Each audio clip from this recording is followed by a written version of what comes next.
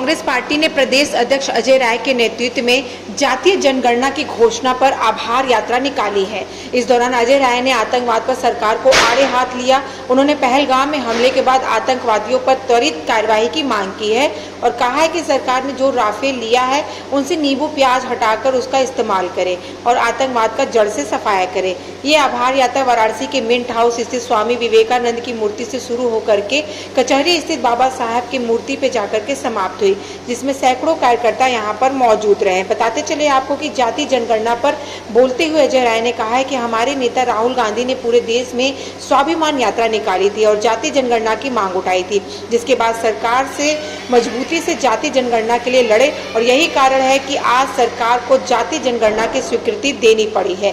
भाजपा इसका विरोध करती थी और आज इसका क्रेडिट ले रही है, जबकि ये हमारे जननायक के प्रयासों से ही संभव हुआ है।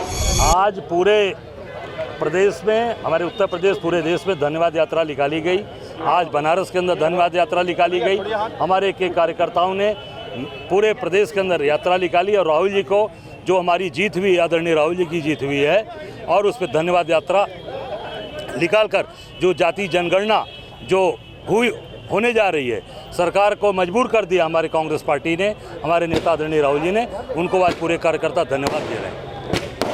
और कांग्रेस ने पूरी तरीके से दबाव बनाया, हमारे नेता ने दबाव बनाया सदन से लेकर सड़क तक, और मजबूर कर दिया कि सरकार हमारी बात माने, और मानना पड़ा। बिहार में चुनाव है तो क्या लगता है इसको देखते हुए ये लोग वोट की? अब कहीं पर भी चुनाव होगा, भारतीय जनता पार्टी चुनाव हारने जा रही है। इंडिया गठबंधन हर जगह चुनाव जीतेगा। ये पूरी तरीके से हमारे नेता राहुल जी की जीत है और इंडिया गठबंधन जो साथ है, सबको राहुल जी के साथ आने से सबको फायदा होगा। राहुल जी कहते हैं कि हम जाति जनगणना करा के रहेंगे, और अनुराग ठाकुर कहते हैं जिसकी जाति का ही पता ना हो, मतलब वो। अब आपने दोनों ही बात सवाल जवाब नहीं कर लिया आपने।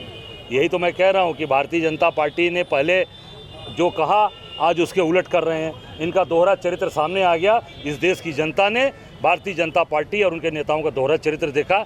हमारे नेता ने जो मजबूती से कहा था उस पे इनको झुकना पड़ा, इनको राहुल गांधी की बात को मानना पड़ा। मोदी जी कह रहे हैं कि जो है मुस्लिम की बात आती तब जाति जनगणना नहीं उठता है, कांग्रेस जब हिंदू की बात आती है तो जाति जनगणना उठाने लगती है। देखिए, मैं इतना ही कहना चाहूँगा, जाति जनगणना में सभी लोग हैं, हिंदू मुसलमान से लेकर जितने गरीब तबके के लोग, जो साधारण लोग, जिनको आज तक इन लोग सरकार ने पूछा नहीं, भाजपा के लोगों ने केवल उनको बेवकूफ़ बनाया। 5 किलो राशन से अब 5 किलो उससे उनके सहयोग से नहीं होगा, उसको पूरा उनको हक मिलना चाहिए, उनको अधिकार मिलना चाहिए। आतंकवाद को क्या कहेंगे? आतंकवाद को पूरी तरीके से ख़त्म करना चाहिए। जो राफेल ले आए हो उस पर नींबू प्याज हटाकर जो उसका मुख्य कार्य उद्देश्य है उसको पूरा करिए। कब तक जवाब मिलना चाहिए? अरे तुरंत मिले।